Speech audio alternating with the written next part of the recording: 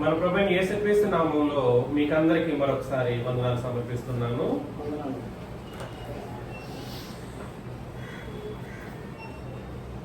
పాపక్షమాపణకు ప్రామాణికమేమిటి?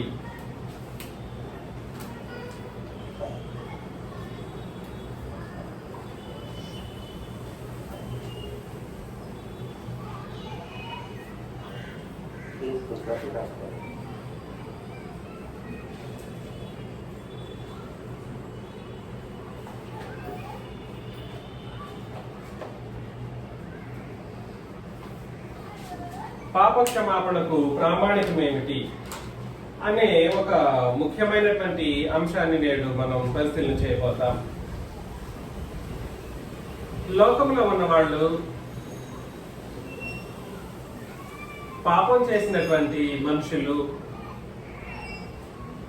తమ పాపమునకు తగినటువంటి ప్రాయశ్చిత్తాన్ని వెతికేటువంటి అనేకమైనటువంటి మార్గాలు మనం గమనిస్తాం. మనుషులే, వాళ్ళకేమి గ్రంథం బైబిల్ కానీ లేదంటే క్రొత్త నిబంధన సంబంధమైన సంగతులు కానీ వాళ్ళకి తెలియదు. అయితే వాళ్ళు ఏం చేస్తారనంటే పాపక్షమాపణ అంటూ ఉంటే, పాపం అంటూ చేస్తే పాపక్షమాపణకు తగినటువంటి ఇతరత్ర మార్గాలను వాళ్ళ మత గ్రంథాలు చూపించిన దాని మేరకు వాళ్ళు జరిగిస్తూ ఉంటారు. అవన్నీ సరైనది అని వాళ్ళ యొక్క ఉద్దేశమే కానీ గ్రంథ ఉద్దేశం కాదు. అదే విధానంలో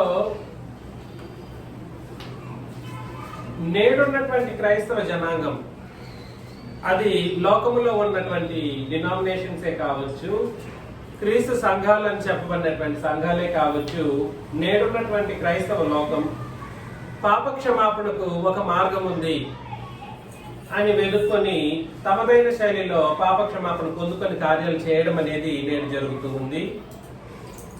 వాస్తవానికి క్రొత్త నిబంధన అది కూడా తప్పని తెలియజేస్తుంది. క్రైస్తవ లోకము ఎరగనటువంటి ఒక విషయాన్ని మనం పరిశీలన చేయబోతాం. నేడు మేము పాపక్షమాపణ పొందుకున్నాం అన్నటువంటి భ్రమలో బ్రతుకుతూ పాపమును చేసిన పాపములకు తగిన ప్రాయశ్చిత్తం లేకుండానే నేడు ఉన్నటువంటి క్రైస్తవ లోకం తమ అజ్ఞానమును బట్టి లేదా జ్ఞానయుక్తం కానటువంటి మూర్ఖత్వాన్ని బట్టి కార్యాలు చేయడం అనేది నేడు పరిశీలన చేయగలం.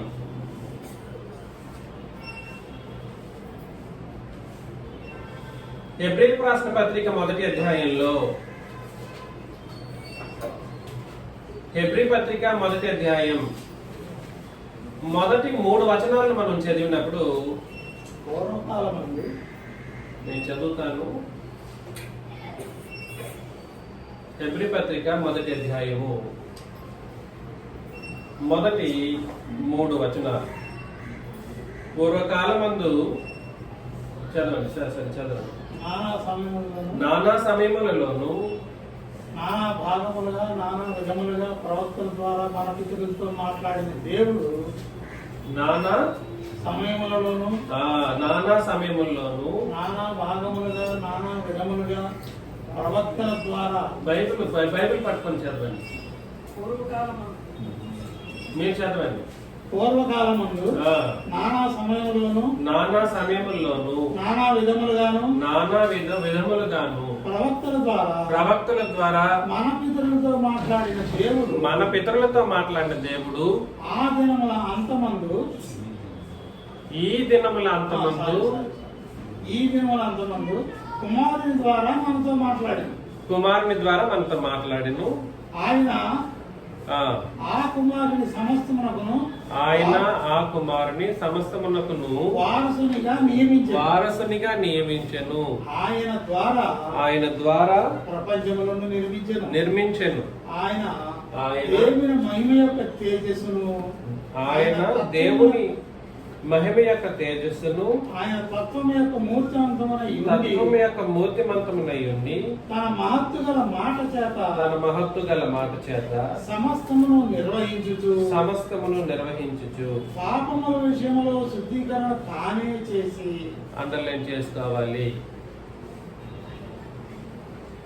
అండర్లైన్ చేసుకోవాలి. పూర్వకాలమందు నానా సమయములలోనూ నానా విధములుగాను ప్రవక్తల ద్వారా మన పితరులతో మాట్లాడిన దేవుడు. ఇక్కడ మన అని చెప్పబడిన వాళ్ళు ఇశ్రాయేలు జనాంగం. వాళ్ళ పితరులతో దేవుడు మాట్లాడారు. ఎవరి ద్వారా?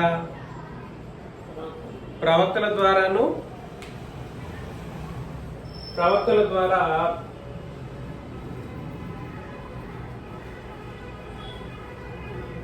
వచ్చిన మాటలు ఏంటివి? ఇవి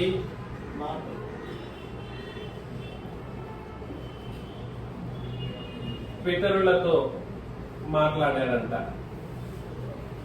అర్థమవుతుంది కదండి? ఇది ఏ నిబంధనకు సంబంధించింది?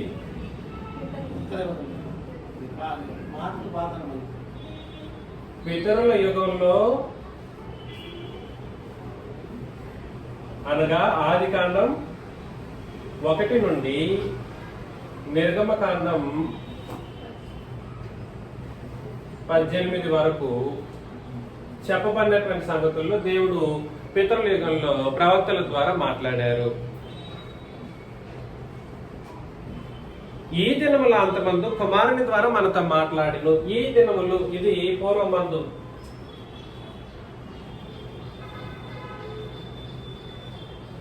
పూర్వమందు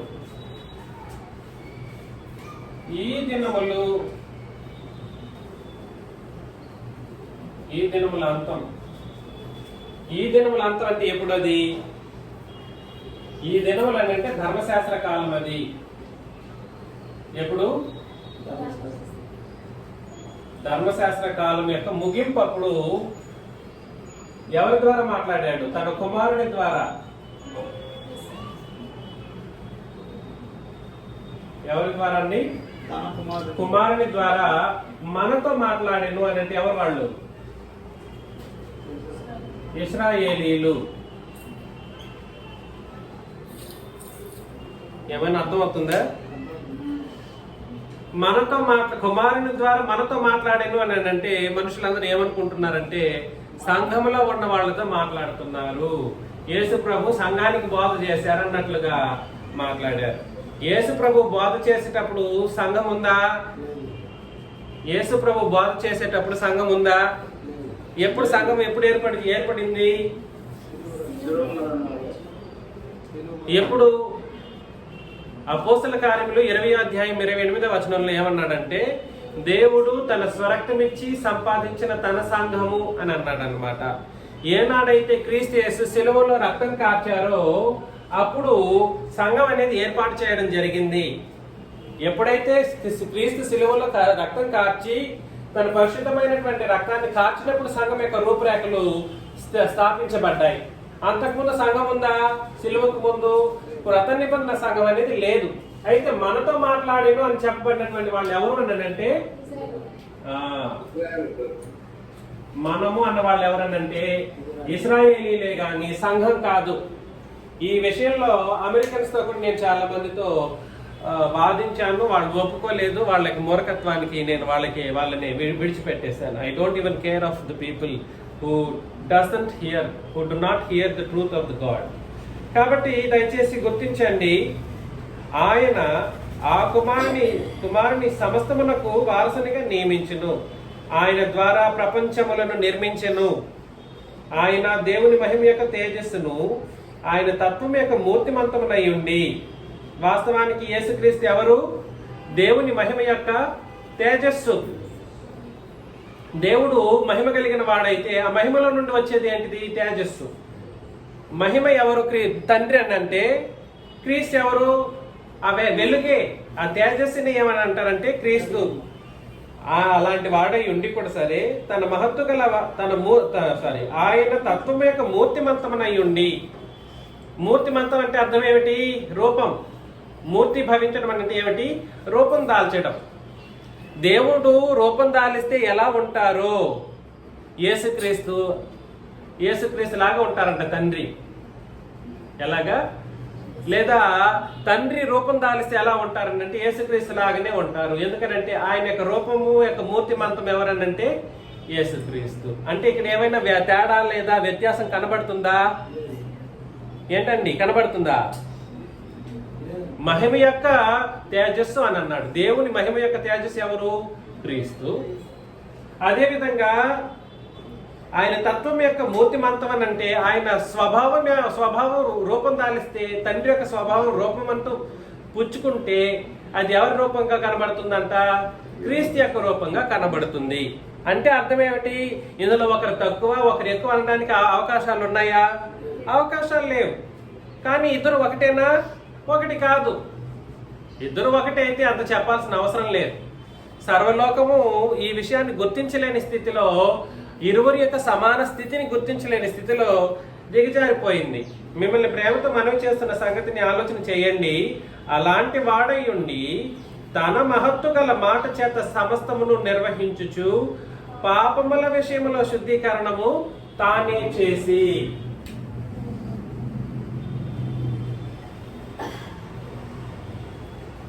పాపముల విషయంలో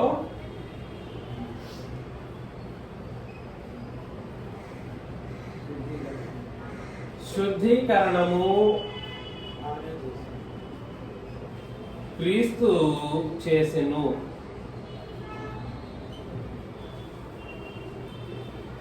ఇదేమో ఆదికాండం 1వ అధ్యాయం నుండి 18 వరకు, ఇదేమో ఈయన కుమారుడి ద్వారా మాట్లాడిన అని అన్నప్పటికీ కూడా సరే, ఇక్కడ పాత నిబంధనలో కొన్ని ప్రవచనాలను బట్టి కూడా ఆలోచన చేసినప్పుడు ఈయన వచ్చిన తర్వాత ధర్మశాస్త్రం యొక్క నెరవేర్పు జరుగుతుంది అన్నటువంటి సత్యాన్ని మనం గుర్తించినప్పుడు నిర్గమకాండం 19 నుండి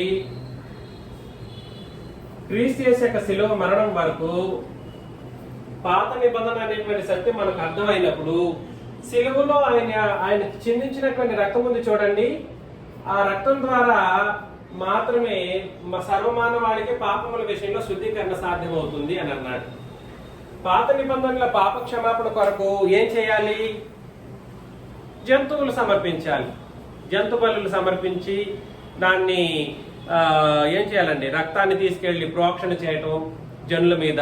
అదేవిధంగా జంతువులని సమర్పించిన తర్వాత దాన్ని బలిపీఠం మీద పెట్టి మంట పెట్టడం, ఇలాంటి కార్యక్రమాలు చేసేవాడు. అవునా? పాపానికి క్షమాపణ కొరకు అలాంటి కార్యక్రమాలు ధర్మశాస్త్ర యుగంలోనూ ఇతరుల యుగంలో కూడా జరిగింది. కానీ క్రీస్తు యేసు దేవుడంతటి వాడు, ఆయనతో సమానమైనటువంటి వాడు భూమి మీదకి వచ్చిన తర్వాత పాపముల విషయంలో శుద్ధీకరణం ఆయనే చేశాడని అన్నప్పుడు ఎక్కడి నుండి సమస్త లోక మానవాళికి పాప శుద్ధీకరణానికి సంబంధించి ఈ మార్గం సరళమైంది? ఈయన శిలువలో మరణించినప్పటి నుండే సర్వలోక మానవులకి పాప క్షమాపణ అనేది అందుబాటులోకి వచ్చింది. ఈ సంగతి మనకు అర్థం కావాలి. పాపముల విషయంలో శుద్ధీకరణం తానే చేసి దేవదూతల కంటే ఎంత శ్రేష్టమైన నామం పొందినో వారికంటే అంత శ్రేష్ఠుడై ఉన్నత లోకమందు మహామహుడకు దేవుని కుడి పార్శ్వమున కూర్చుండెను అని అంటే అర్థం ఏమిటనంటే, మళ్ళా చెబుతున్నాను, పాపముల విషయంలో శుద్ధీకరణం తానే చేసి అని అంటే అర్థం ఏమిటంటే శిలువ మరణం. ఏమిటి దాని అర్థము? శిలువ మరణం. ఈయన శిలువలో మరణించిన తర్వాత ఎక్కడికి వెళ్ళిపోయారు? దేవుని యొక్క మహోన్నతుడైనటువంటి కుడి పార్శ్వంలోకి, తండ్రి కుడి పార్శ్వంలోకి వెళ్ళిపోయారు.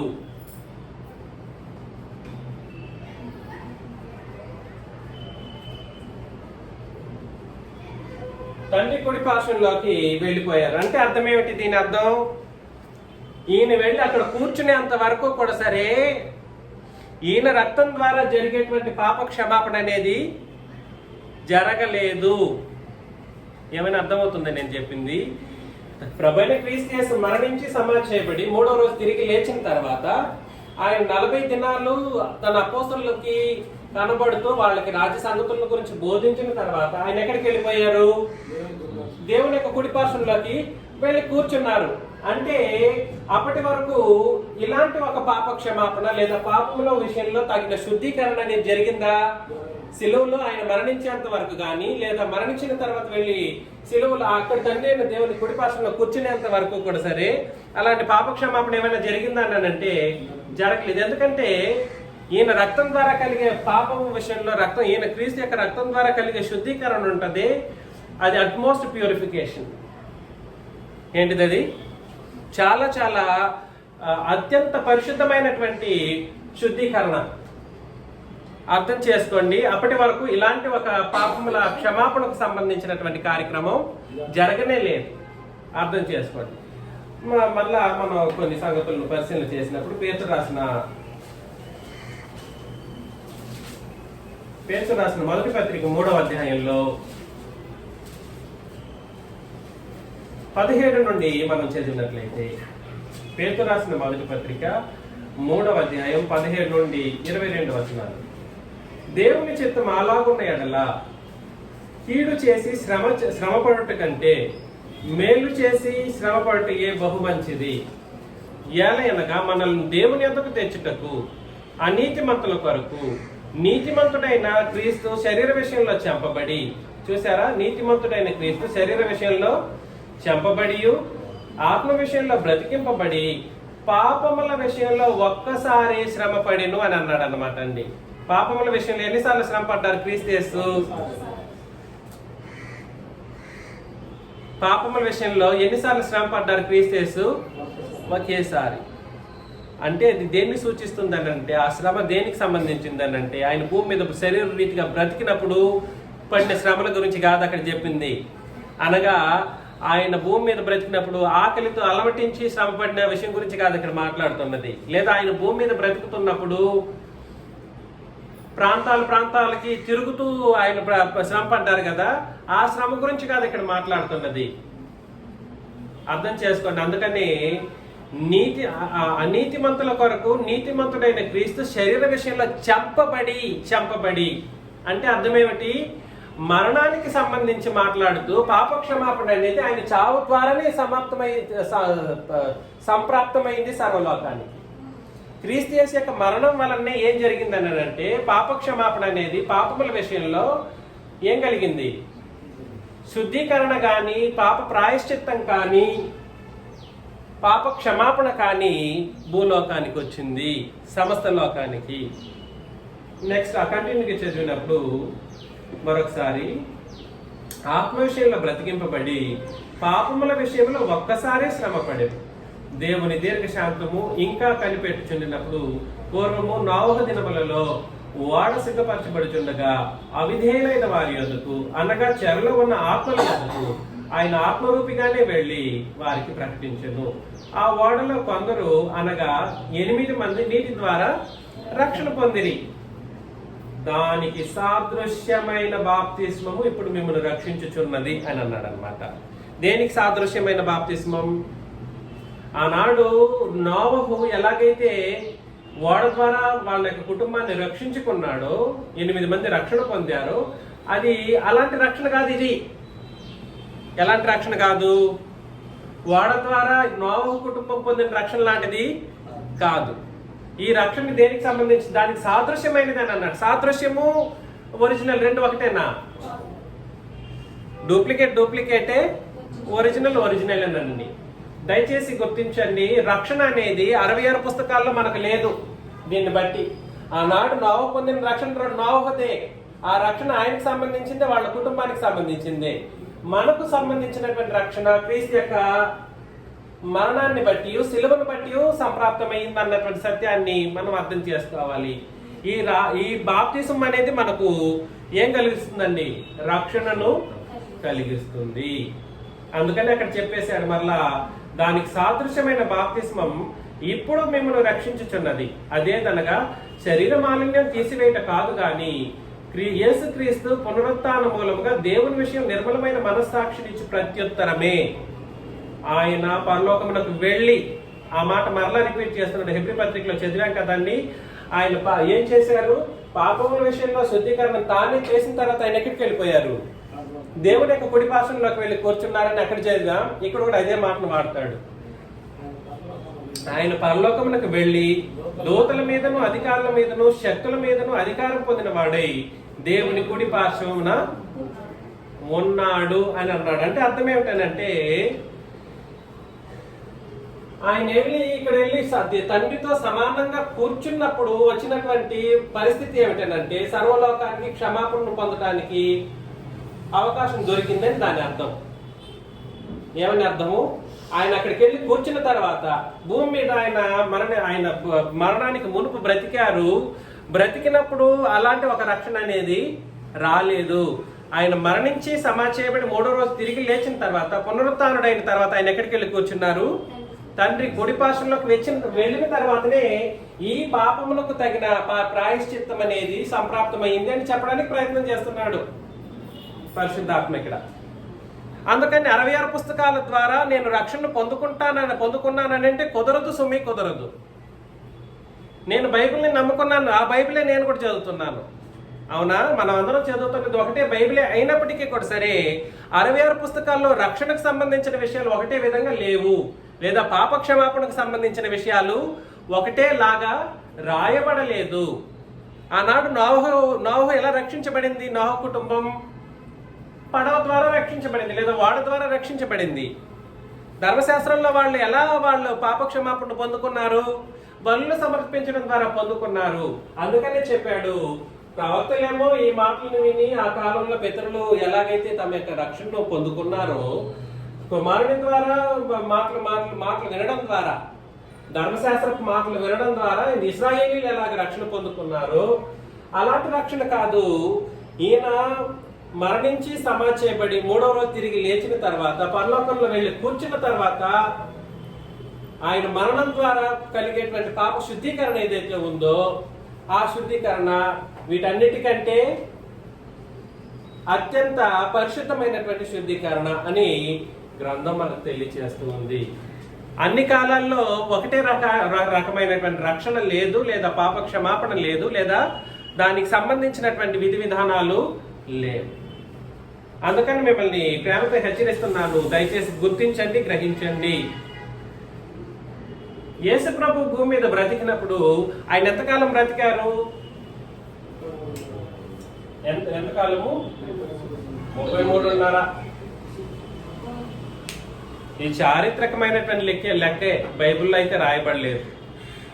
చారిత్రకమైన లెక్కే బైబిల్లో మ్యాచ్ చేయాలంటే చేసి చెప్పొచ్చు, ఏం తప్పులేదు. అది కూడా ఉంటుంది. ఏదో ఎవరో ఒకరు కనిపెట్టడానికి ఏదో ఒకటి లెక్కలు వేస్తూ ఉంటారు. సరే, ఏదేమైనప్పటికీ ఆయన బ్రతికినంత కాలం కూడా సరే ఎవరితో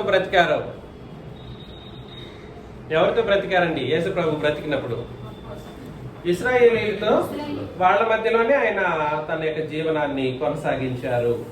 కాబట్టి ఇశ్రాయేలీయులు వాళ్ళతో పాటు జీవనాన్ని కొనసాగించినప్పుడు ఆయన మరణానంతరం ఆ ఇశ్రాయేలు జనాంగము యేసు ప్రభువును తెలుసుకున్నారు. చాలా మంది తెలుసుకున్నారు. వాళ్ళ మధ్యలో యేసుక్రీస్తుతో పాటు ఆ 12 మంది అపోస్తలు కూడా తిరిగారు. ఇటు ఇశ్రాయేలు జనాంగం ఉన్నారు, ఇటు యేసు ప్రభువు ఉన్నారు. వీళ్ళతో పాటు కలిసి ఉన్న వాళ్ళు ఎవరు? ఈ 12 మంది శిష్యులైనటువంటి వాళ్ళు. అందులో ఒక ఆయన చనిపోయారు, ఇంకొక ఆయన ఎన్నుకోబడ్డాడు. అర్థమవుతుంది కదండి? అయితే విషయం ఏమిటంటే అపోస్తల కార్యముల 2వ అధ్యాయంలో 5వ వచనం మనం చదివినప్పుడు ఆ కాలమున ఆకాశము క్రింద నుండి ప్రతి జనములలో నుండి వచ్చిన భక్తి గల యూదులు. ఎవరు వాళ్ళు? యూదులు, భక్తి గల యూదులు. కరెక్ట్ గా చెప్పండి. భక్తి గల యూదులు యెరూషలేములో కాపురముండిరి. ఎవరు వాళ్ళు? భక్తి కలిగిన యూదులే. ఎవరు వాళ్ళండి? ఆడియన్స్ ఎవరు అక్కడ? భక్తి కలిగినటువంటి వాళ్ళు. ఈ శబ్దం కలుగగా జనులు గుంపులుగా కూడి వచ్చి ప్రతి మనుషుడు తన స్వభాషతో వారు మాట్లాడటం విని కలవరపడిరి. అక్కడ ఏం జరుగుతుందనంటే అపోస్తలులు ఒక రూమ్లో కూర్చున్న తర్వాత పరిశుద్ధాత్ముడు విభాగింపబడిన నాలుక లాగా వాళ్ళ మీద దిగడం, ఆ రూమ్ అంతా నింపేయడం పరిశుద్ధాత్మతో. అలాంటి కార్యక్రమం జరగడం ద్వారా సౌండ్ ఎక్కువ వినిపించింది. ఈ భక్తి కలిగినటువంటి యూదులందరూ ఎక్కడ ఉండేవాళ్ళు అంటే యెరూషలేములో కాపురం ఉన్నారు. ఈ సౌండ్ వినేసేసరికి వీళ్ళందరూ వచ్చేసారు.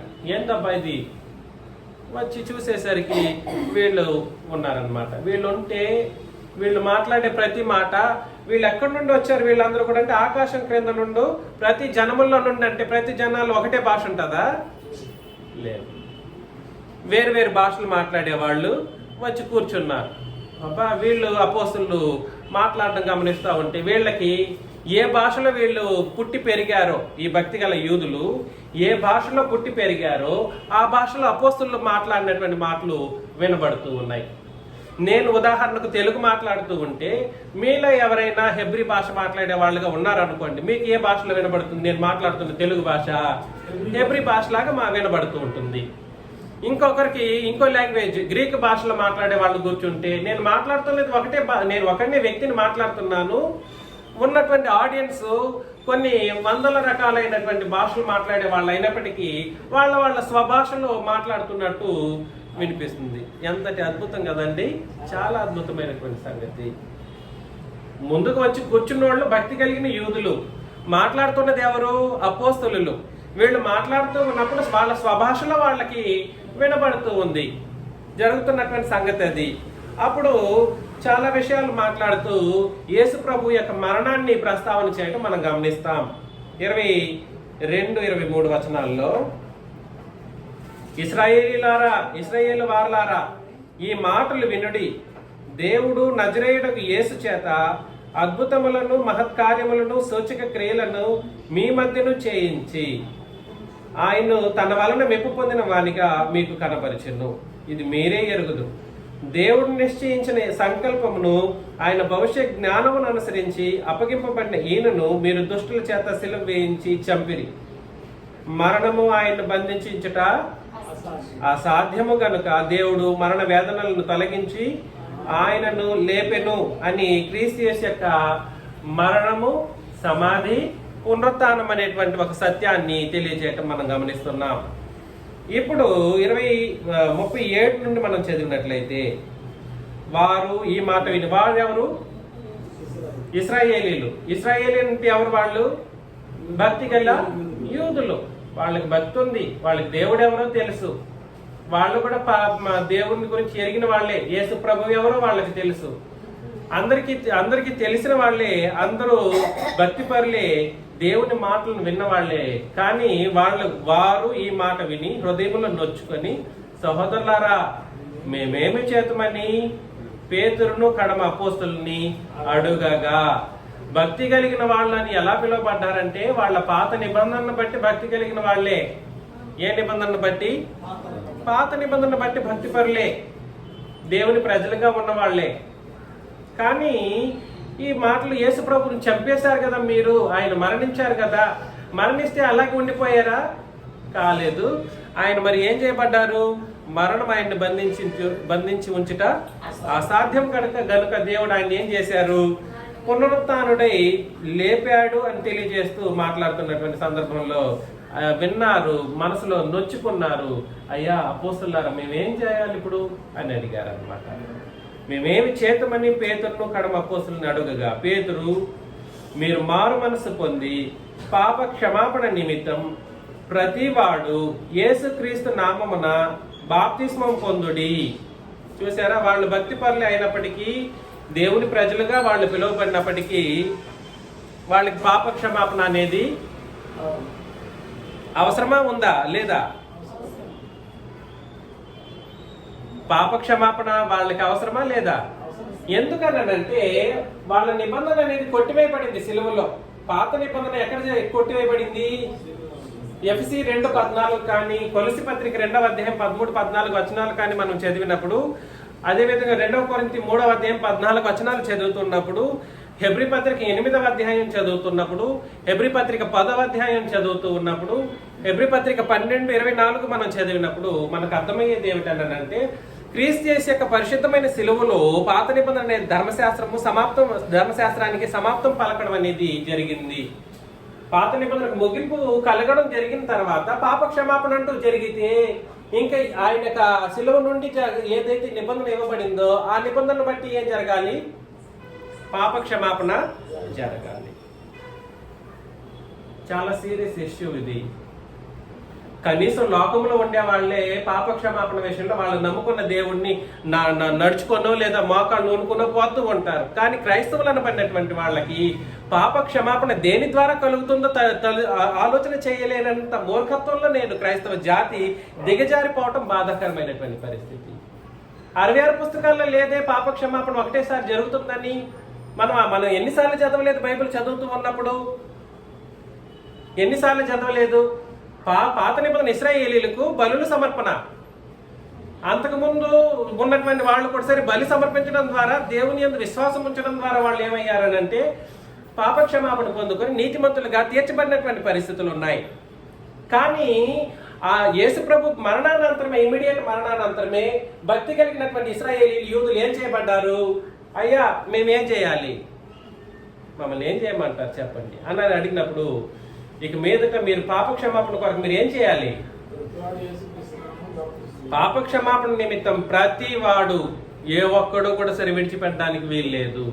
ప్రతి వాడు యేసుక్రీస్తు నామమున బాప్తిస్మం పొందుడి, అప్పుడు మీరు పరిశుద్ధాత్మ వరమును పొందుతారు. కాబట్టి ఈ క్రొత్త నిబంధన ప్రకారం పాప క్షమాపణకు మూలమైనది ఏమిటంటే బాప్తిస్మం. ఏమిటండి? పాప క్షమాపణ కొరకు ఏం చేయాలి? బాప్తిస్మం తీసుకోవాలి. ఇది మనకు చాలా చాలా అర్థం అవ్వాల్సినటువంటి ఒక కార్యక్రమం. బాప్తిస్మంలోనే సర్వమానవాళి కూడా సరే ఏం చేయాలి? ఇప్పుడు ప్రతి వాడు అనంటే అర్థం ఏమిటి? ప్రతి ఒక్కరు. అక్కడ ఉన్న వాళ్ళు ఆల్రెడీ ఇశ్రాయేలీలే, వాళ్ళందరూ యోహాను బాప్తిస్మం తీసుకున్న వాళ్ళే. ఎవరి బాప్తిస్మం తీసుకున్నారు? యోహాను యొక్క బాప్తిస్మం తీసుకున్నారు. అప్పటి వరకు దేవుని ప్రజలుగా పిలువబడ్డారు. కానీ వాళ్ళకి ధర్మశాస్త్రం అనేది కొట్టివేసిన సంగతి వాళ్ళు తెలియక వాళ్ళు అలా ఉన్నారు. తెలియజేసినప్పుడు అయ్యా మేము ఏం చేయమంటావు అని అడిగారు. వాళ్ళు ఏం చేశారనంటే అపోస్తులు, అయ్యా మీరు బాప్తిస్మం తీసుకోవాలి ఖచ్చితంగా, మీరు పొందుకున్నటువంటి పాప క్షమాపణకి చెల్లదు. మీరు బలులు అర్పించారు చూడండి, ఆ బలులన్నీ ఇక మీద ఏం కాదు, చెల్లుబాటులోకి రాదు అని తేటగా వాళ్ళు చెప్పేశారన్నమాట. అందుకని క్రొత్త నిబంధన ప్రకారం పాప క్షమాపణ దేన్ని బట్టి జరుగుతుంది అని అంటే, లేదా రక్షణ దేన్ని బట్టి జరుగుతుంది? బాప్తిస్మం పొందడం ద్వారా జరుగుతుంది. అపోస్తల కార్యములు 22వ అధ్యాయం 16 మనం చదివినప్పుడు, అపోస్తల కార్యములు 22:16, గనుక నీవు తడవ చేయటి ఎందుకు లేచి ఆయన నామమును బట్టి ప్రార్థన చేసి బాప్తిస్మం పొంది నీ పాపములను కడిగి వేసుకొనమని చెప్పిన. కాబట్టి పాపములకు శుద్ధీకరణ లేదా పాపములను కడిగి వేయడం అనేది దేనిలో జరుగుతుందండి? బాప్తిస్మంలో జరుగుతుంది. కాబట్టి ఎటు పడితే అటు జరుగుతుందా బాప్తిస్మము? బాప్తిస్మం అనేది ఎటు పడితే అటు చేయడానికి అవకాశాలు ఉన్నాయా? ఎటు పడితే అటు చేయడానికి అవకాశాలు లేదు. బాప్తిస్మం అనేది కేవలం 2 కండిషన్స్ ని బట్టి తీసుకోవాలి. ఎవరు తీసుకున్నా కూడా సరే, బాప్తిస్మం అనేది దేన్ని బట్టి తీసుకోవాలంటే 2 కండిషన్స్ ని బేస్ చేసుకొని తీసుకోవాలి. దేన్ని బట్టి ఇది ఎలాగా తీసుకున్నావు అని అంటే అడిగితే సమాధానం చెప్పలేని స్థితిలో ఉండకూడదు ఎవరు కూడా సరే. అయ్యా పాప క్షమాపణ రక్షణ పొందుకున్నామని అంటారు సులభంగా, దేన్ని బట్టి రక్షణ పొందుకున్నారో తెలియదు, చెప్పలేరు. ఒకవేళ చెప్పినా దానికి సరైనటువంటి సమాధానం నిబంధనాత్మకంగా ఇచ్చేవాళ్ళు ఒక మన సంఘం వాళ్ళు తప్ప ఇంకెవరు ప్రపంచంలో ఎవరు కూడా చెప్పలేరు. దయచేసి ఆ విషయాన్ని మీకు మరొకసారి పునఃప్రస్తావన చేయడానికి నేను ప్రయత్నం చేస్తున్నాను, పరిశీలన చేయండి. బాప్తిస్మం అనేది 2 దాన్ని బట్టి జరగాలండి. కొరింథీయులకు రాసిన 2వ పత్రిక 12వ అధ్యాయం 12 నుండి 14 వచనాలు చదివినప్పుడు, సూచిక క్రియలను 2వ కొరింథీ 12వ అధ్యాయం 12 నుండి 14 వచనాలు, ఎలాగూ శరీరం ఏకమై ఉన్నను అనేకమైన అవయవములు కలిగి ఉన్నదో, ఎలాగూ శరీరం యొక్క అవయవములన్నీ అనేకములై ఉన్నను ఒక్క శరీరమై ఉన్నవో, అలాగే క్రీస్తు ఉన్నాడు. శరీరము ఏకమై ఉన్నది. శరీరం ఎన్ని శరీరాలు ఎలా ఉండాలి? ఏకమై ఉండాలి. శరీరం ఎలా ఉండాలండి? ఏకమై ఉండడం అంటే అర్థం ఏమిటి? ఏకమై ఉండడం అంటే అర్థం ఏమిటి? అమ్మగారు చెప్తారు, అయ్యా మాది కూడా క్రీస్తు సంఘమే, నేను అక్కడనే బాప్తిస్మం తీసుకున్నాను అని అంటారు. నేను అంటాను మాది కూడా క్రీస్తు సంఘమే అమ్మా అని అంటాను.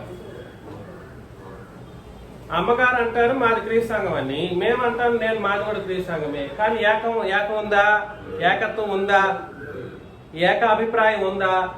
ఏకగ్రీవముగా అంగీకరించేటువంటి సంగతులు ఉన్నాయా అని అంటే లేదు. వాళ్ళు అంటారు పాత నిబంధనలు కూడా కలిపేసి బాప్తిస్మం ఇస్తామని అంటారు. పాత నిబంధన కలిపితే బాప్తిస్మం కుదరదని ఇప్పటి వరకు మనం ఆలోచన చేశాం. పాప క్షమాపణ కొరకు బాప్తిస్మం అనేది క్రొత్త నిబంధనలు పెట్టిన ఒక కార్యక్రమం.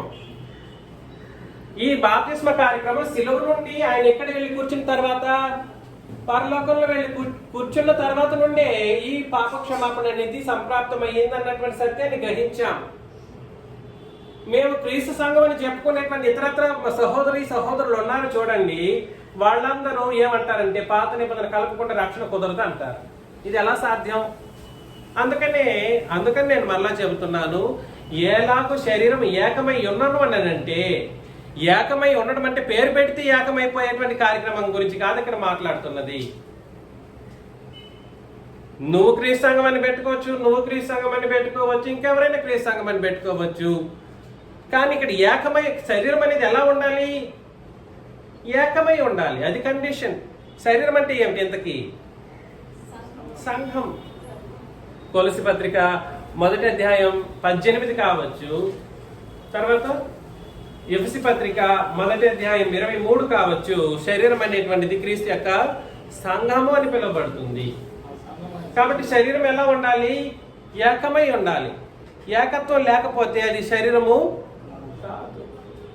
కాబట్టి ఎలాగో శరీరం ఏకమై ఉన్నను, అనేకమైన అవయములు కలిగి ఉన్నదో, ఎలాగో శరీరం యొక్క అవయములన్నీ అనేకములై ఉన్నను, ఒక్క శరీరమై ఉన్నవో, అలాగే క్రీస్తు ఉన్నాడు. కాబట్టి క్రీస్తు అనే ఆయనే శిరస్సు గాను, ఆయన శరీరమే సంఘం గాను ఉంటూ ఉంది. కాబట్టి శరీరము శిరస్సు వేరు చేయటానికి ఉందా? వేరు చేయటానికి లేదు. ఈ దారిలో వెళ్ళామనుకోండి, చాలా చర్చ్ బిల్డింగ్స్, పెద్ద పెద్ద బిల్డింగ్స్ కనబడుతూ ఉంటాయి. పెద్ద పెద్దవి హెవీ చర్చ్ బిల్డింగ్స్ కనబడితే వాళ్ళు మనం కలిసే అవకాశాలు ఉంటాయా? మీ పాస్టర్ గారు అట్లా చెప్తే మేము వినమంట అంటారు వాళ్ళు. పాస్టరు విశ్వాసికి మధ్య ఒక సిద్ధాంతపరమైనటువంటి విభేదాలు సృష్టించి కార్యక్రమాలు జరిగిస్తూ ఉంటారు దైవారాధన విషయంలో. సరే, ఏదేమైనప్పటికీ శరీరం అనే సంఘం అనేది ఎలా ఉండాలి అంటే, ఎలా ఉండాలి? ఏకమై ఉండాలి. 13 ఎలాగనగా యూదులమైనను గ్రీసు దేశస్థులమైనను దాసులమైనను స్వతంత్రులమైనను మనమందరము ఒక్క శరీరములోనికి ఒక్క ఆత్మయందే. కాబట్టి ఎక్కడ బాప్తిస్మం పొందుకున్నారు? ఇది ప్రశ్న.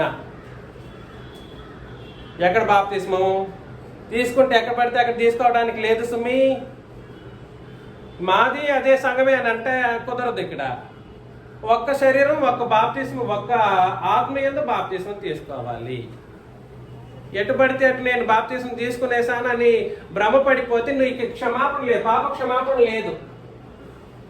పాప క్షమాపణ అనేది లేదు. కాబట్టి శరీరం అనే సంఘము మీకు అర్థం కావాలి. ఏది పడితే అది శరీరం కాదు, ఏది పడితే అది సంఘము కాదు. మరి అనేక మార్లు ఇప్పటికి నేను ప్రస్తావన చేశాను. ఎప్పుడు ఒక శరీరము లేదా ఒక సంఘం అనేది క్రీస్తు సంఘం అని పిలువబడడానికి అర్హతను సాధించగలదు. మరొకసారి, ఎప్పుడు ఒక శరీరం అనే సంఘం క్రీస్తు సంఘంగా పిలువబడగలదు, ఇది మనకు తెలియాలి.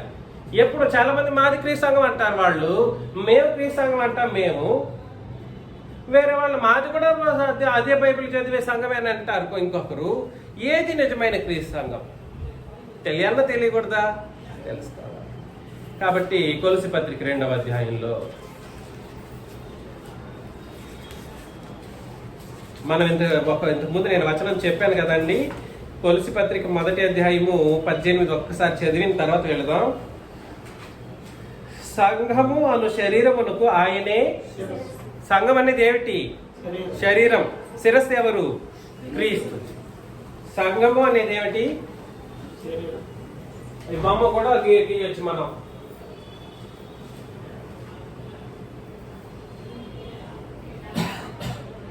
ఇది శరీరం అనుకోండి, ఇదేమిటి? శిరస్సు. శిరస్సు ఎవరంట? క్రీస్తు. శరీరం ఏంటంట? ఇది క్రీస్తు, ఇది సంఘం. కాబట్టి క్రీస్తు సంఘం ఎలా అవుతుందా? అలా కూడా అవడానికి అవకాశం లేదు. ఇది క్రీస్తు, ఇది సంఘము, ఇది శిరస్సు, ఇది శరీరం. సరిపోతుందా? సరిపోదు. అయినా సరిపోదు. అదే ఇక్కడ మనకు ఇతరత్ర సంఘాలకు ఉన్నటువంటి తేడాలు అన్నమాట. కాబట్టి 2వ అధ్యాయంలోకి వెళ్ళిపోదాం. 2వ అధ్యాయంలో 16 నుండి నేను చదువుతాను. కాబట్టి 13 నుండి నేను చదువుతాను. 13 నుండి. అపరాధముల వలనను శరీరమందు సున్నతి పొందక యుండుట వలనను మీరు మృతులై ఉండగా. అపరాధం అంటే పాపం. శరీరమందు సున్నతి పొందని వాళ్ళు ఎవరు? అన్యజనులు. సున్నతి పొందని వాళ్ళు ఎవరు? అన్యజనులు. వీళ్ళు దేవుడు సున్నతి లేని వాళ్ళని చచ్చినోళ్ళుగానే చూస్తాడండి. ఎవరిని? చచ్చినోళ్లే. మృతులై ఉండగా అంటే అర్థం ఏమిటి? ఆయన లెక్కలో బ్రతికినా కూడా సరే చచ్చిన సమానమే. కాబట్టి మృతులై సున్నతి పొందక యుండుట వలన మీరు మృతులై ఉండగా దేవుడు రాతరూపకమైన ఆజ్ఞల వలన మన మీద రుణముగాను మనకు విరోధముగాను ఉండిన పత్రమును మేకులతో సిలువకు కొట్టి దాని మీద చేవ్రాతను తుడిచివేసి. పత్రం అనేది ఏమిటి? ఇంతకీ పత్రం అనేది ఏమిటండి? మనకు విరోధముగాను మన మీద రుణముగాను మనకు విరోధముగాను ఉండిన పత్రం ఏమిటంటే ధర్మశాస్త్రం అనే పాత నిబంధన పత్రం. దాన్ని ఏం చేశాడు? మేకులతో సిలువకు కొట్టి దాని మీద చేవ్రాతను తుడిచివేసి మనకు అడ్డము లేకుండా దాన్ని ఎత్తివేసి మన అపరాధములన్నిటినీ క్షమించి. కాబట్టి పాప క్షమాపణ ఎప్పుడు మనకు సంప్రాప్తమైంది? అన్ని జనులకి. ఆ ధర్మశాస్త్రాన్ని తొలగించినప్పుడు. ఆనాడు ఇశ్రాయేలీలు ఎలాగుండేవాళ్ళంటే అన్ని జనులు అంటే ముట్టుకునేవాళ్ళుగా. అక్కడ నిలబడి దూరంగా, అక్కడ అంత దూరంలో నిలబడనేటట్లు. ఇప్పుడు మన ఇండియాలో ఒక జాతి వాళ్ళు అట్లా ఉంటారు, మరొక జాతి వాళ్ళు అట్లా ఉంటారు. మనం ఆ పేర్లు చెప్పాల్సిన అవసరం లేదు. కాకపోతే ఒక విషయం ఏమిటనంటే ఆనాటి ఇశ్రాయేలు జనాంగం కూడా సరే అన్ని జనులు అంటే అంటరాని వాళ్ళుగా చూసేవాళ్ళు. కారణం ఏమిటంటే వాళ్ళకి ఇవ్వబడినటువంటి ధర్మశాస్త్రం అనే పాత నిబంధన పత్రం. ఆ పత్రాన్ని యేసుక్రీస్తు తన శరీరం అందు అంటే సంపూర్ణంగా నెరవేర్చినప్పుడు ఆయన శరీరమే ఆయన పత్రంగా, ఆ ధర్మశాస్త్రం అనే పత్రంగా మార్చివేయబడినప్పుడు ఆ మార్చివేయబడిన పత్రం ఏం చేయబడిందంటే సిలువలో మేకులతో కొట్టబడి దాని మీద చేవ్రాత. ఏ దేవుడైతే 10 ఆజ్ఞలుగా రాసి ఇచ్చాడో ఆ దేవుడు ఏం చేశాడు? తుడిచివేసి మన అపరాధములన్నిటినీ క్షమించి ఆయనతో కూడా మిమ్మను జీవింపచేసెను. ఆయన ప్రధానులను అధికారులను నిరాయుధులుగా చేసి సిలువ చేత జయోత్సవముతో వారిని పట్టి తెచ్చి బాహాటముగా వేడుకకు కనపరిచిన. ఆనాటి ఆ ప్రధానులు, ఆనాటి అధికారులు మాదే నిబంధన, మా దేవుడే, పాత నిబంధన బట్టి వచ్చిన దేవుడే మా దేవుడు. మీరు ఎవరైనా పాపక్షమాపణ పొందుకోవాలంటే ఇక్కడికి రావాల్సిందే, సున్నతి పొందాల్సిందే, మీరు బలులు సమర్పించాల్సిందే అని వాళ్ళని అందరినీ కూడా సరే ఏం చేశాడు దేవుడు? నిరాయుధులుగా చేశాడు. అంటే నిరాయుధులుగా చేయడం అంటే అర్థం ఏమిటంటే ధర్మశాస్త్రాన్ని కొట్టివేస్తే వాళ్ళు ఏమైపోతారు? నిరాయుధులు అయిపోతారు. దాన్ని బట్టే కదా వాళ్ళు మాట్లాడింది. దేవుడు మా దేవుడు అనేవాళ్ళు. మీరు కానీ రోమాపత్రిక 9వ అధ్యాయం 4 నుండి చదివితే ఆ విషయం మాట్లాడుతూ ఉంటుంది. వాళ్ళు చెబుతారు నిబంధన వీరిది, పితరులు వీరివారు అని చెప్పుకుంటూ ధర్మశాస్త్రము అర్చనాధారాదులు వీరివి అని చెప్పుకుంటూ వస్తాడన్నమాట. కాబట్టి వాళ్ళు ఆ నిబంధన బట్టి మనుషుల్ని ఏం చేసేవాళ్ళు అంటే దూరం చేసేవాళ్ళు. ఆ దూరం తొలగించబడిందా లేదా? సిలువలో తొలగించబడింది. అది తొలగించినప్పుడు మనకందరికీ ఏం కలిగింది? మన అపరాధములన్నిటికీ క్షమాపణ దొరికి వచ్చింది. కాబట్టి 66 పుస్తకాలు నిన్ను రక్షిస్తుందా? నీ అపరాధానికి పనిచేస్తుందా? చెప్పాలి. 66 పుస్తకాలు నీ పాపములకు అపరాధములకు పనిచేయడానికి అవకాశం ఉందా? అవకాశం లేదు. మరలా 16 నుండి, కాబట్టి అన్నపానముల విషయంలోనూ, అన్నపానములు అంటే వాళ్ళు ఇశ్రాయేలీయులు అన్నపానాల గురించి మాట్లాడుతూ, పండుగ, అమావాస్య, విశ్రాంతి దినం, వాళ్ళకి మన విశ్రాంతి దినం పాటిస్తామా? విశ్రాంతి దినం ఏ రోజండి? శనివారం. ఆదివారం కాదు, శనివారం విశ్రాంతి దినం. వాళ్ళు ఏం చేసేవాళ్ళంటే అన్నపానముల విషయంలోనూ పండుగలు చేసుకుంటా ఉంటారు. వాళ్ళకి ఎన్నో పండుగలు ఉంటాయి. గుడారాల పండుగని, ఆ తర్వాత ఏం పండుగలండి, పులియని రొట్టెల పండుగని, పస్కా పండుగని, ఇలాంటివి జరిగిస్తూ ఉంటారు. ఈ విశ్రాంతి దినాలు కూడా వాళ్ళకి పండుగలాగానే ఉండేది. విశ్రాంతి దినం అన్న మాట విషయంలో నేను మీకు తీర్పు తీర్చిన ఎవరికి అవకాశం ఇవ్వకూడదంటే అవి చేయొచ్చనా చేయకూడదనా? చేయకూడదు. నెక్స్ట్ ఏంటి, తప్పు రాశారు ప్రింటింగ్. ఇవి రాబో వాటి ఛాయే కానీ నిజ స్వరూపము క్రీస్తులో ఉన్నది. అతి విన్యాసక్తుడై దేవదూతారాధన యందు ఇచ్చ కలిగి తాను చూచిన వాటిని గూర్చి గొప్పగా చెప్పుకొనుచు, తన శరీర సంబంధమైన మనస్సు వలన ఊరక ఉప్పొంగుచు, శిరస్సును హత్తుకొనని వాడెవడును మీ బహుమానమును అపహరింపనీయకుడి. శిరస్సు ఎవరు? ఇప్పుడు క్రీస్తు. ఆ శిరస్సుని హత్తుకొని వాడెవడిని మీ బహుమానాన్ని ఏం చేయడానికి వీల్లేదు, అపహరించనీయకూడదు అని చెప్పిన తర్వాత, ఆ శిరస్సు మూలముగా సర్వ శరీరము కీళ్ల చేతను నరముల చేతను పోషింపబడి అతుకబడినదై దేవుని వలన కలుగు వృద్ధితో అభివృద్ధి పొందుచున్నది అని అన్నాడు అనమాట. శిరస్సు మూలముగా సర్వ శరీరం ఏం చేయాలి? కీళ్ల చేతను నరాల చేతను ఏం చేయబడాలి? పోషింపబడాలి. అర్థం చేసుకోండి. శిరస్సు ఉన్నాడు, శరీరం ఉంది, అంతటితో కుదరదు. ఇక్కడ మాట్లాడకూడదు, ఇక్కడ ఇంకో బాధ చేయకూడదు. శిరస్సు ఉంది, శిరస్సు ఎవరు? క్రీస్తు. శరీరం ఉన్నాడు, సంఘం. కానీ శిరస్సును శరీరాన్ని పోషించేది ఏమిటి? కీళ్ళు. ఏం చేస్తాయి నరాలు?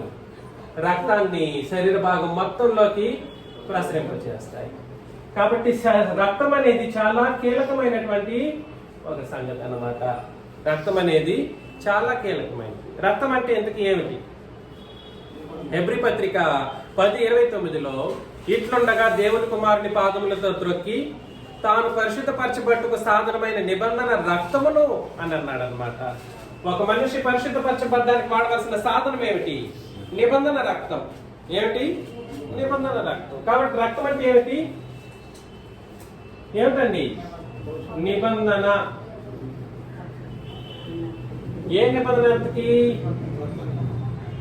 రక్త నిబంధన. 1 కొరింథీ 11:25లో ఏమన్నాడంటే, నా రక్తం వలనైనా నా రక్తం వలనైనా క్రొత్త నిబంధన ఎప్పుడు ఏర్పాటు చేయడం జరిగింది? మత్తీకి ముందు నుండేనా? మత్తీ నుండేనా? కాదు. రక్తం ఎప్పుడు చిందించాడు? అప్పటి నుండి క్రొత్త నిబంధన రూల్ అది. ఎప్పుడు రక్తం చిందించాడు? సిలువలోనే కదా. ఎప్పుడు రక్తం చిందించాడు క్రీస్తు? సిలువలో. మిమ్మల్ని నేను ప్రేమతో మనవి చేసేది ఏమిటంటే, బాప్తిస్మం తీసుకుంటే ఆయన శరీరంలో ఒక్కటే శరీరంలో తీసుకోవాలని అన్నాడు. కొరింథీయులకు రాసిన 1 పత్రిక 12:12 అదే చదివాం. ఎక్కడ తీసుకోవాలి? ఒక్కటే శరీరంలోనూ ఒక్క ఆత్మీయతే మనం బాప్తిస్మం తీసుకోవాలని చెప్పాడు. ఒకటే శరీరంలో బాప్తిస్మం తీసుకోవాలంటే శరీరం అంటే తెలుసుకోవాలి. ఏమిటి శరీరం అని అంటే, ఆ శరీరం శిరస్సును హత్తుకొని ఉండాలి. 2, ఆ సర్వ శరీరం కూడా సరే కీళ్ల చేతను నరాల చేతను ఏం చేయబడి ఉండాలి? అతుకబడి పోషించబడాలి. అందుకని అంటున్నాను, క్రీస్తు అనే శిరస్సును, శరీరం అనే సంఘము ఏం చేయబడుతుంది? నిబంధన చేత ఏం చేయబడుతుంది? అతుకబడి పోషించేటువంటి ఒక అద్భుతమైనటువంటి కార్యక్రమం. కాబట్టి నేను దీన్ని బట్టి ఏం చెప్పడానికి ప్రయత్నం చేస్తున్నానంటే, క్రీస్తు సంఘం అని పిలువబడేటువంటి సంఘాలు ఎప్పుడు నిజమైన సంఘంగా పిలువబడుతుంది? క్రొత్త నిబంధన ప్రకారం సంఘ కార్యక్రమాలు చేసినప్పుడు దేని ప్రకారం బాప్తిస్మం ఇస్తున్నావు, ఏ నిబంధన బట్టి ఇస్తున్నావో తెలియదు. సువార్త ప్రకటిస్తున్నావు, ఏ నిబంధన బట్టి సువార్త ప్రకటిస్తున్నావో తెలియదు. విశ్వాసం గురించి బోధ చేస్తున్నావు, ఏ విశ్వాసం గురించి బోధ చేస్తున్నావో తెలియదు. అబ్రహాం విశ్వాసం బోధిస్తున్నావు, దావీదు విశ్వాసాన్ని బోధిస్తున్నావు, లేదా క్రీస్తు రక్తం వలన కలగవలసినటువంటి విశ్వాసాన్ని బోధిస్తున్నావో తెలియకుండా ఏం బోధ చేస్తున్నావో తెలియదు. నీతికి సంబంధించి బోధ చేస్తున్నావు, ఏ నీతి బోధిస్తున్నావో ఏది ఎవరికి తెలియదు. ఇప్పుడు బోధించేవాడు మొత్తం 66 పుస్తకాలు బోధించి నీతి నీతి అంటాడు, నీతి అంటాడు కానీ నీతి ఏ నిబంధనలో ఉందో తెలియలేని పరిస్థితి. రోమీయులకు రాసిన పత్రిక 3:21 ఒకసారి చదివితే, రోమపత్రిక 3:21 చూడండి, బైబిల్ ఓపెన్ చేసి చూడండి. రోమపత్రిక 3:21 ఇట్లుండగా ధర్మశాస్త్రమునకు వేరుగా దేవుని నీతి బయలుపరచబడుచున్నది అని అన్నాడు అనమాట. చాలు, దేనికి వేరుగా దేవుని నీతి వచ్చింది? ఇప్పుడు ఇది కొట్టివేసినప్పుడు దానికి వేరుగా ఇంకో నీతి వచ్చిందా లేదా? ధర్మశాస్త్రం యొక్క నీతి వేరు, దీని యొక్క నీతి వేరు, దేవుని నీతి. అవునా కాదండి? ఇప్పటి కాలమందు, నెక్స్ట్ 25 నుండి కూడా చదివితే, ఇప్పటి కాలమందు తన నీతిని కనపరచాలని క్రీస్తు యేసు రక్తం వలన విశ్వాసం ఉంచే వారిని నీతిమంతులుగా తీర్చబడడానికి ఇలాగా దేవుడు చేశాడని అంటాడు. క్రీస్తు యేసు రక్తం వలన విశ్వాసం, ఆ రక్తం వలన విమోచన పాప క్షమాపణ పొందుకున్న వాళ్ళు ఇప్పుడు ఎవరు? నీతిమంతులు. కాబట్టి నీతికి సంబంధించి బోధ చేస్తున్నప్పుడు ఏ నీతిని బోధించాలి? క్రొత్త నిబంధన నీతిని బోధించాలి. కాబట్టి మరలా చెప్తున్నాను, సంఘంలో బాప్తిస్మం తీసుకోవడం అంటే ఏ సంఘంలో తీసుకోవడం గురించి ఇక్కడ మాట్లాడుతున్నాడు అని అంటే, క్రొత్త నిబంధన బట్టి కార్యక్రమాలు జరిగించే సంఘంలోనే ఎవరైనా కూడా సరే ఏం చేసుకోవాలి? తమ పాపాలను కడిగి వేసుకోవాలి, బాప్తిస్మం అనేది తీసుకోవాలి. ఆనాడు భక్తి పరులే వచ్చారు, మహాభక్తి పరులు.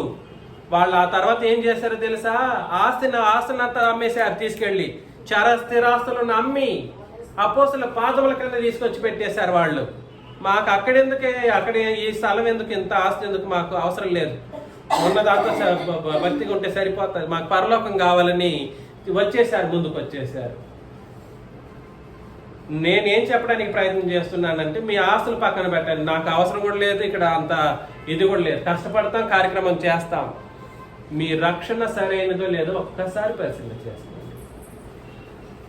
మనకంటూ ఇచ్చినటువంటి పాప క్షమాపణ కేవలం ఒకే సంఘంలో మాత్రమే జరుగుతుంది. బాప్తిస్మ కార్యక్రమంలో ఆ ఒక్క సంఘం ఏ సంఘం అని అంటే, క్రీస్తుల శిరస్సుగాను సంఘం అనే శరీరము ఏం చేస్తుందండి? క్రొత్త నిబంధనలు పాటించేటువంటి క్రీస్తు సంఘం అనేటువంటి క్రొత్త నిబంధన సంఘంలోనే ఎవరైనా కూడా సరే ఏం చేయాలంటే బాప్తిస్మము తీసుకోవాలి. రెండవ ముఖ్యమైన విషయం, బాప్తిస్మానికి 2 ముఖ్యమైన కారణాలు, 2 ముఖ్యమైన కండిషన్స్ ఉన్నాయని చదువుతున్నాం కదండి. అందులో ఒకటేమో సంఘం లేదా శరీరం, రెండవది హెబ్రీయులకు రాసిన పత్రిక 6వ అధ్యాయం. హెబ్రీయులకు రాసిన పత్రిక 6వ అధ్యాయం 2వ వచనం మనం చదివినప్పుడు మొదటి 2 వచనాలు, దేవుని యందు విశ్వాసమును, మొదటి 2 వచనాలు, నిర్జీవ క్రియలను విడిచి మారు మనసు పొందుటయు దేవుని యందు విశ్వాసమును బాప్తిస్మములను గూర్చిన బోధయు హస్త నిక్షేపణమును మృతుల పునరుత్థానమును నిత్యమైన తీర్పును అనుకున్నది మరలా వేయక. నేను చదువుతున్నప్పుడు వదిలేసి పునాది మరలా వేయక క్రీస్తునికి వచ్చిన మూలోపదేశములు మాని సంపూర్ణ పురుషుల మొదటకు సాగిపోదము అని అన్నాడు అనమాట. దేవుని అందరి విశ్వాసం, బాప్తిస్మములను గూర్చిన బోధ, హస్త నిక్షేపణము, మృతుల పునరుత్థానమును, నిత్యమైన తీర్పు అన్న వాటికి ఏం చేయకూడదంట? పునాది మరలా వేయకూడదు. అంటే అర్థం ఏమిటంటే, పునాది ఏమిటి? ఎవరు వేశారు దానికి పునాది? ఎవరండి వేసింది? అపోస్తలులు. అంటే అపోస్తలులు బోధిస్తూ ఉన్నప్పుడు స్వతహాగా ఇతరత్ర పాత నిబంధన లేఖన భాగాలను తీసుకొచ్చి కలిపేసి బోధ చేయడానికి అవకాశం లేదు. బాప్తిసం గురించి బోధ చేస్తున్నాం, బాప్తిసం గురించి చెప్తున్నాం, చేస్తున్నప్పుడు పునాది వేయకూడదని అన్నాడు. అంటే అర్థం ఏమిటి? అపోస్తులు బాప్తిస్మం గురించి ఏం బోధించారో దాన్ని నువ్వు ప్రకటించాలి, దాన్నే బోధ చేయాలి. ఇప్పుడు నువ్వు స్వతహాగా తీసుకెళ్లి పాత నిబంధనల సంగతులను ఇక్కడ కలిపేసి అందులో బాప్తిస్మం విషయాలు ఉన్నాయి అనుకోండి, దాన్ని తీసుకొచ్చేసి ఇందులో కలిపేసి బోధించడానికి అవకాశము లేదు. దేవుని యందు విశ్వాసం గురించిన బోధ చేస్తున్నావు. అపోస్తులు ఏం ప్రకటిస్తే అదే ప్రకటించు, కండిషన్ అది. నీతి గురించి బోధిస్తున్నావు, అపోస్తులు ఏ నిబంధన గురించి మాట్లాడారో పరిశుద్ధాత్మక ప్రేరేపణ చేత అవే మాట్లాడాలి, అదే తెలియాలి, అదే తెలుసుకోవాలి. అంటే దీని అర్థం ఏమిటంటే క్రొత్త నిబంధన ప్రకారం మాత్రమే బాప్తిస్మానికి సంబంధించినటువంటి కార్యక్రమాలు జరిగించాలి. దేని ప్రకారం జరిగించాలి? క్రొత్త నిబంధన ప్రకారం జరిగించాలి. అపోస్తుల కార్యములు 13వ అధ్యాయంలో కొన్ని విషయాలు నేను చదివేస్తాను, చాలా టైం అయిపోయేటట్లుంది. నేను చదువుతాను, మీరు గ్రహించడానికి ప్రయత్నం చేయండి. అపోస్తుల కార్యములు 13వ అధ్యాయం 24 నుండి నేను చదువుతున్నాను. ఆయన రాకముందు యోహాను ఇశ్రాయేలు ప్రజలందరికీ మారు మనస్సు విషయమైన బాప్తిస్మం ప్రకటించెను. ఆయన ఎవరు? యేసుక్రీస్తు రాకముందు యోహాను ఏం చేశాడంటే ఇశ్రాయేలీయులకి ఏం చేశాడు? మారు మనస్సు విషయమైన బాప్తిస్మము ప్రకటిస్తూ ఉన్నాడు, ఇస్తూ ఉన్నాడు కూడా వాళ్ళకి. ఇస్తూ యోహాను తన పనిని నెరవేర్చుచుండగా, నేను ఎవరినని మీరు తలంచుచున్నారు? నేను ఆయన్ను కాదు. వీళ్ళు ఏమనుకున్నారంటే యోహాన్ని చూసి యేసుక్రీస్తు అనుకున్నారు. ఆ ఇశ్రాయేలు జనాలు, మీరు నన్ను ఎవరు అనుకుంటున్నారు? నేను ఆయన కాదు. ఇదిగో నా వెనుక ఒకడు వచ్చుచున్నాడు, ఆయన కాళ్ళ చెప్పులు విప్పుటకైనను నేను పాత్రుడును కానని చెప్పాను. సహోదరులారా, అబ్రహాము వంశస్థులారా, దేవునికి భయపడువారులారా, ఈ రక్షణ వాక్యం మన యొద్దకు పంపబడి ఉన్నది. అంటే అపోస్తులు చెప్పిన రక్షణ వాక్యం మన యొద్దకు పంపబడి ఉన్నది. యెరూషలేములో కాపురం ఉండేవారును వారి అధికారులను ఆయనను ప్రతి విశ్రాంతి దినమున చదువుపడుచున్న ప్రవక్తల వచనములనైను గ్రహింపక ఆయనకు శిక్ష విధించుట చేత ఆ వచనములను నెరవేర్చేది. ఆయన యందు మరణములకు తగిన హేతువేదైనా కనబడకపోయినను ఆయన చంపించవలనని వారు పిలాతును వేడుకొనిది. వారు ఆయన్ను గూర్చి రాయబడినవన్నీ నెరవేర్చిన తర్వాత ఆయనను మ్రాను మీద నుండి దింపి సమాధిలో పెట్టిరి. అయితే దేవుడు మృతుల నుండి ఆయన్ను లేపెను. ఆయన గలిలయ నుండి యెరూషలేమునకు తనతో కూడా వచ్చిన వారికి అనేక దినములు కనబడిను. వారు ఇప్పుడు ప్రజల ఎదుట ఆయనకు సాక్షులై ఉన్నారు. ఎవరు వాళ్ళు? ముఖ్యంగా అపోస్తలులు. దేవుడు యేసును లేపి పితరులకు చేసిన వాగ్దానమును మన పిల్లలకు నెరవేర్చి ఉన్నాడని మేమును మీకు స్వార్త ప్రకటించుచున్నాం. అలాగే నీవు నా కుమారుడు, నేడు నేను నిన్ను కంటిని అని 2వ కీర్తనందు వ్రాయబడి ఉన్నది.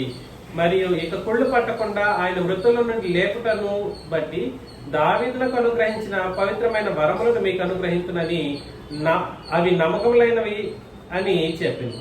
కాబట్టి వేరొక కీర్తన యందు నీ పరిశుద్ధిని కొళ్ళు పట్టనీయవని చెప్పుచున్నాడు. దావీదు దేవుని సంకల్పం చెప్పున తన తరం వారికి సేవ చేసి నిద్రించి తన పితరుల యొద్దకు చేర్చబడి కుళ్ళిపోయిన గాని దేవుడు లేపిన వాడు ఏం కాలేదు, కుళ్ళు పట్టలేదు. కాబట్టి సహోదరులారా, మీకు ఈయన ద్వారానే పాపక్షమాపణ ప్రచురమగుచున్నదని అండర్లైన్ చేసుకోవాలి.